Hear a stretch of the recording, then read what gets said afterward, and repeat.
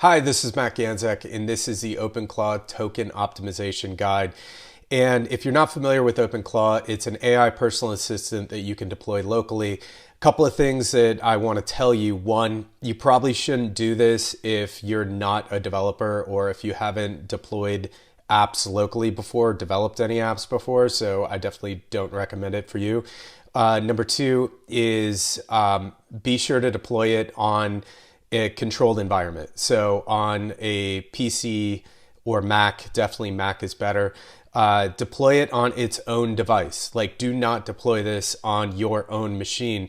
It's going to try to log into your apps. It's going to try to access things. It's going to, one guy even said that it accessed his credit card. He went and asked it to rebuild his brand, and it went and bought a $3,000 course, consumed the course in order to help him to build his brand. So yeah, like, it will literally go do things for you, and you need to be very careful. So I need to preface that entire thing here.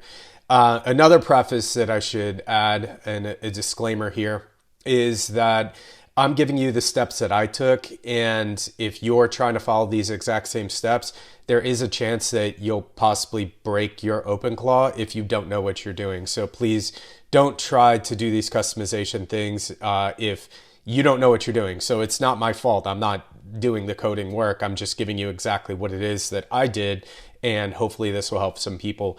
I've been posting over on TikTok and Instagram, and I've been helping a lot of people just in those 1-minute videos.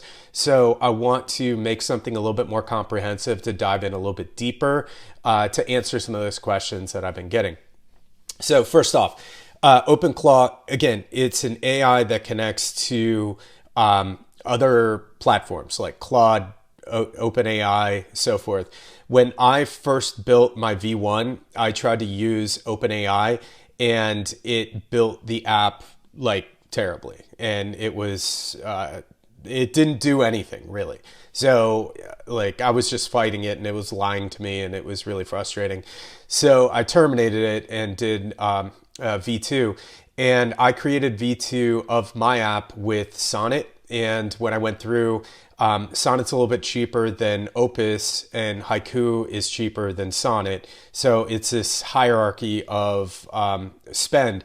But that being said, it cost me about $3, a little less than $3, to deploy and configure the entire app for, using Sonnet. And it was definitely worth it. Like, it really gave me a good foundation and a good architecture to build on top of. But I noticed some issues as I was running Sonnet. And these are the steps that I took to reduce my costs by 97%. So it's a pretty massive shift in the amount of tokens that were being used and expensed. And I'll give you the exact reasoning and exactly how I found it in the token audits that I do once a day, and how I fixed it step by step. So it's not, real complex. All right. Also, below this video, I'm going to give you a link to this guide so you can actually go through it and copy and paste everything, so you can have a download to this. But let's run through it. I'm not going to read every single word on this page. You can read it yourself. Key thing is just keying in down here, before and after, like, daily usage. This was daily usage, like just running 1 or 2 tasks was like $2 to $3. So monthly would have been, $90. And this is just it, almost just sitting idle. It was still spending $2 to $3 a day, just sitting idle. And now, after, technically I'm at 0 sitting idle, and I'll explain that in a moment. But you want this to be able to run tasks. So what sort of tasks do I have it running? I have it finding opportunities for us. We run venture companies, so I have it finding opportunities and crafting outreach messages, and I'm not letting it send emails yet. I'm not letting it be fully autonomous and do things like that, but it's doing the research and getting valid email addresses. I do B2B business, so a lot of our apps, like our hospital app, I can't run ads to a hospital app and find the specific, VP of patient safety at XYZ hospital. I'm not going to find them through ads. Sure, I could do cold outreach on LinkedIn, but this app is finding their LinkedIn profile, but it's also finding their email address, so I can send them an email and kind of tell them about what it is that we do and find a opportunity to work together. So B2B business, this is phenomenal. You could do so much with this. That's just one use case that you can do. Now, one of the things that I found was wrong, and this is a core logic of the architecture of OpenClaw, is that it's loading your entire history on every message. It's loading all your context files. It's loading, and your context files are a little bloated, and the more you put in your context files, soul, user, identity, etc., the more bloated it's going to be every single time. So every heartbeat, it's going to expense tokens. Every single time you ask it to do something, it's going to run your context files and so forth. So I was wasting 2 to 3 million tokens just on heartbeats. Like, my heartbeat was like running every 30 minutes, and I was expensing that many tokens every 30 minutes. I was like, what's going on here? Like, I loaded up $25 to Anthropic, and I was on target, like just sitting idle, to spend almost $20 in the day just doing nothing. And that's definitely an issue. And it's not something that's written into, the web platform and so forth.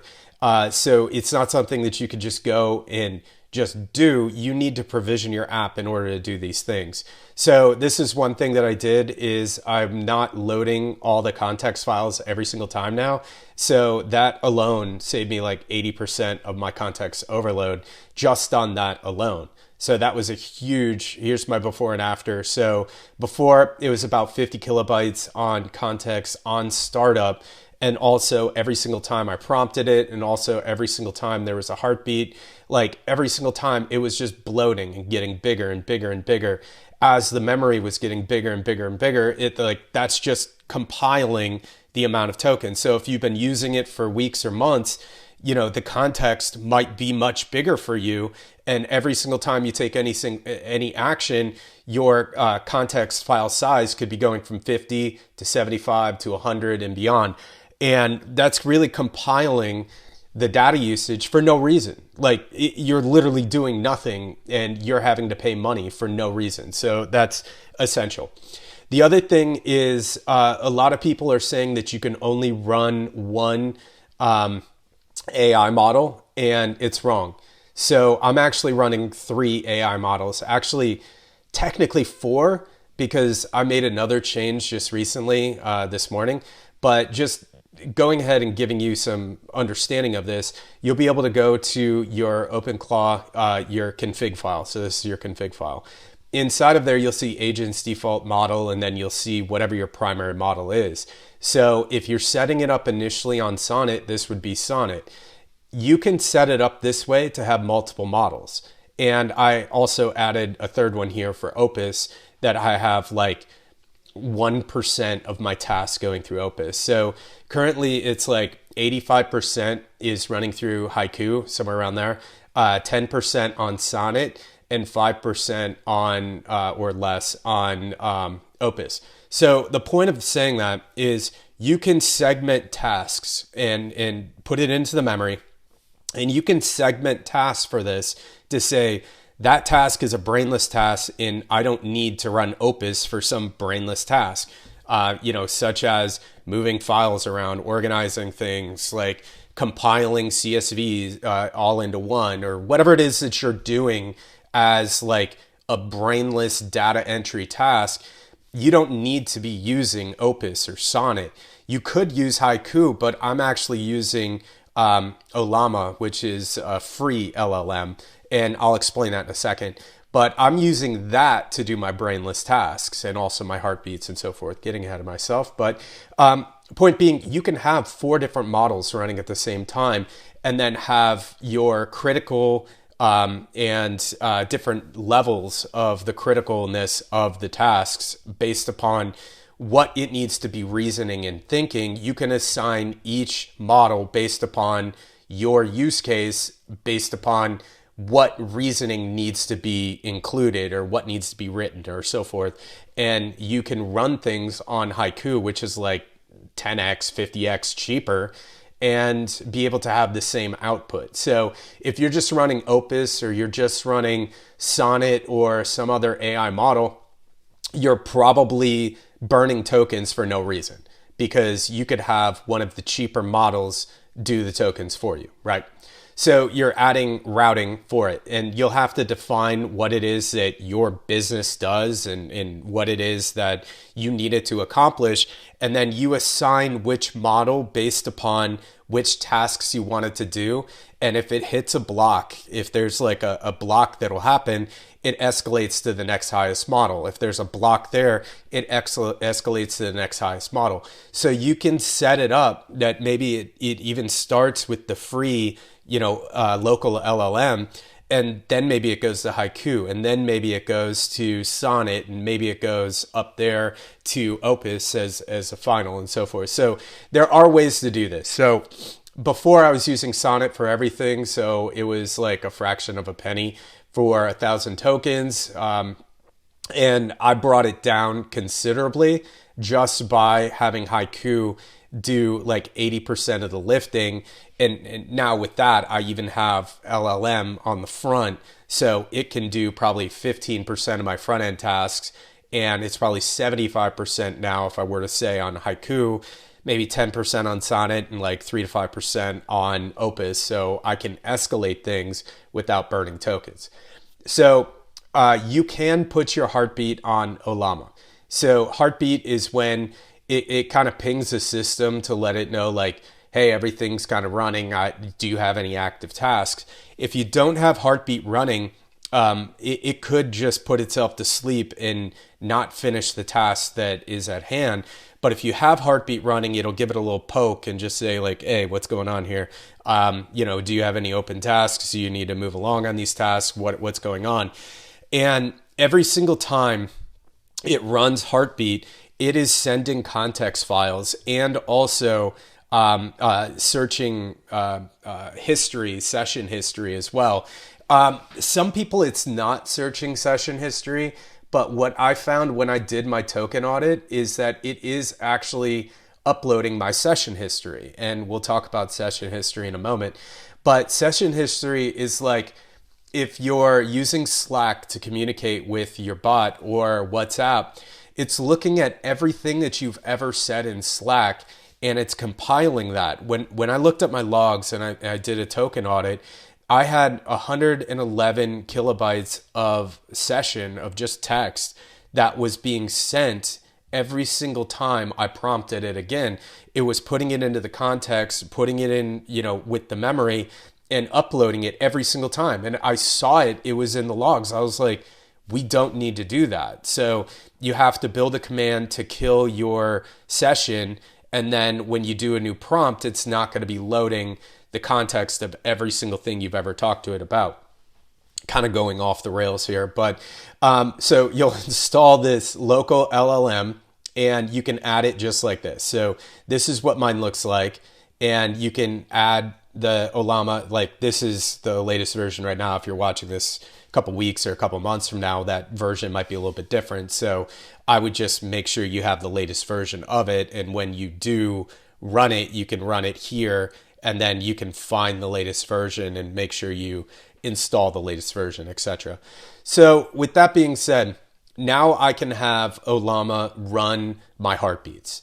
And purpose of that is I don't want to expense tokens for heartbeats. Like it's sitting idle and you are paying money. Like, why would you do that? If you're on Opus and you don't configure these things, you might be spending $5 a day just to have it up running, and it's sitting idle, not doing anything.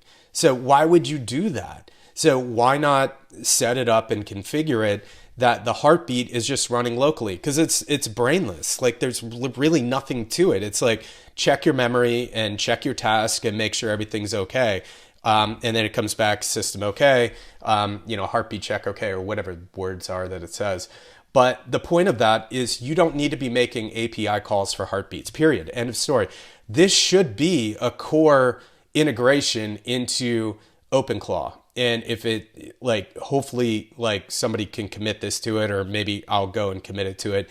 But this should be a core integration, because there is no reason that you should expense API tokens on heartbeats, period. Like I can't think of any use case in why that would be needed. Like there's no reason for it, because all it's doing is just checking its local memory and checking its local tasks that it has running. So why would you do that? Another issue that I was running into was rate limits. So when you initially sign up for Anthropic to have an API key, it gives you something like 30,000 tokens per minute. And like I was saying, and this is where I found the session history problem. And I probably would have never found it if it wasn't for the rate limit. So thank you for having a low rate limit that I could see that. And it was pinging like 1 million tokens and uploading way too much all at once for no reason. And what I found was it was compressing all my content. Well, it wasn't compressing. It was uncompressed all my context files. And then it was doing the call, but it was uploading my entire session history from Slack every single time. So when I made a command and I prompted it to make a command, and we came up with a command name, new session. So anytime I say new session, dump all of your previous session history, but save it in your memory so we can recall it at a later time. So that's how my memory is configured.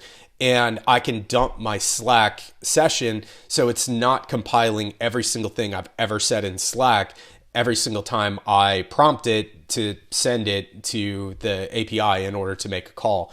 So yeah, that was huge. And so that made a huge difference with the rate limits. And now I have built-in pacing, and you can read how I did the built-in pacing and so forth. And it's so important so you're not hitting those rate limits every single time. I was getting 429 every single time I was submitting. And I figured out it was Slack because I went to the web version of it, and I was doing the same exact prompt in the web version, not in Slack. And the calls were going through fine. So I read the logs and read what was being sent and looked at the tokens in a token audit.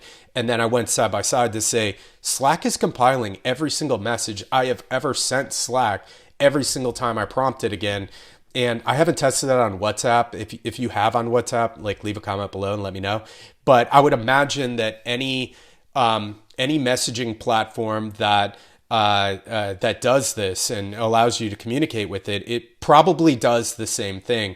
And it's compressing, it's taking your entire session history and sending it to expense AI tokens every single time you use it. So some other things I did is I took my workspace files and I compressed some of these and I brought them down. And then I told it exactly what to do with my model selection and the switching to and switching back and forth. I put all the rate limits in there and breaking that all down as what it needs to do.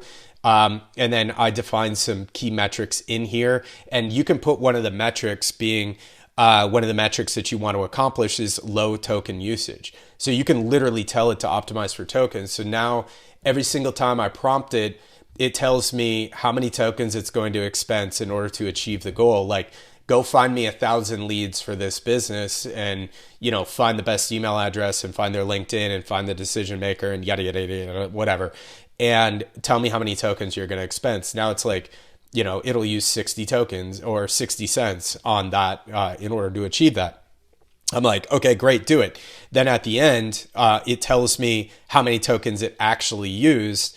And I'm able to say like, oh, well, we were close, or, what was wrong? What was the block? What was the problem? And then we can work through that and work through it.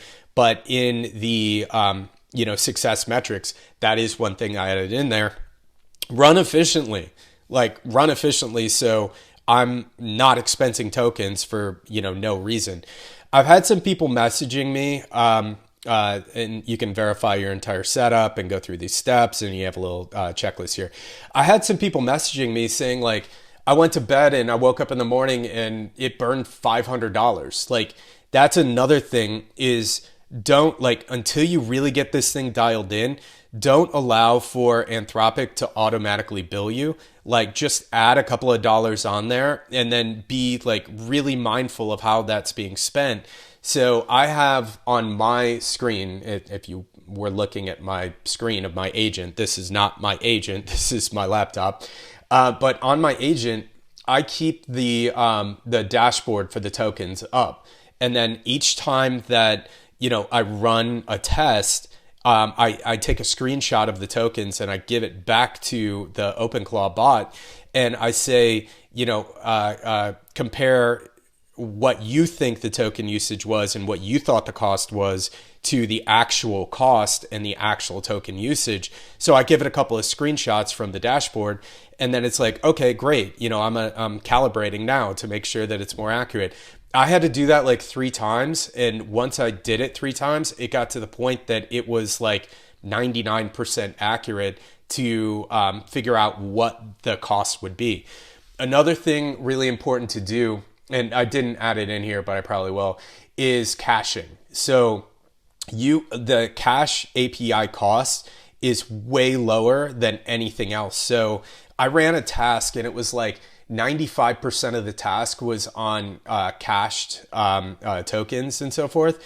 And I ran this like massive task overnight, and it was probably like 6 hours of just doing research and looking things up and writing emails for me and writing follow-up and, putting it all into the right folders and organizing everything and doing all that for me. And at the end, it was like, that costs you $6. I'm like, that is insane because, we pay as a venture studio, like we pay people to go and do research for us, do data entry and go find decision makers. So we pay people to do that, and it costs us tens of thousands of dollars.